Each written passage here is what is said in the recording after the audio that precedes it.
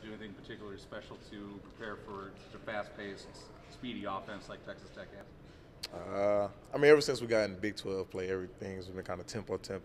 So we've kind of already had that mindset. So What do you see from that offense in the initial film you've watched?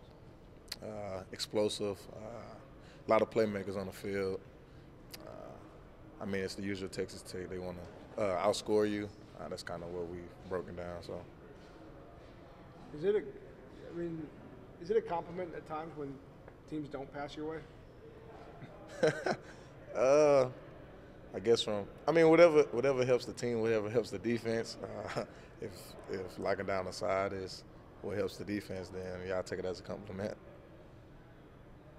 When you guys drop back, at least 8 back, and you guys are playing in your zone, what is the most important thing for a cornerback to be looking for? I mean, just basically doing my job. If my job is to drop back in a certain area, I need to make sure I'm in that area.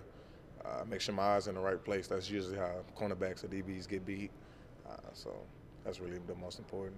How much of your guys' defensive success has been, maybe you guys didn't sack Mayfield a ton, say going back to Oklahoma, but he couldn't find places to throw. I mean, how much of it is just making sure you have, when you do drop 8, that they have to waste time in the pocket? I mean, I give credit to the guys up front for taking on double teams and just their effort. I mean, I would give credit to the front 3, front 7. So. How important is it, whether it's 3 or 4 or whatever they bring, to get that pressure so you guys don't have to run around for more than 3 or 4 seconds out there? Oh yeah, that make my job easier. I mean, they make me look good. So what are we dropping? Bringing 3, 4, 5. Affecting the quarterback is, I mean, that makes a defensive back day anytime. So.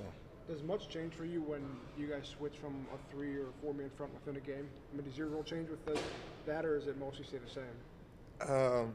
I would say my role maybe change.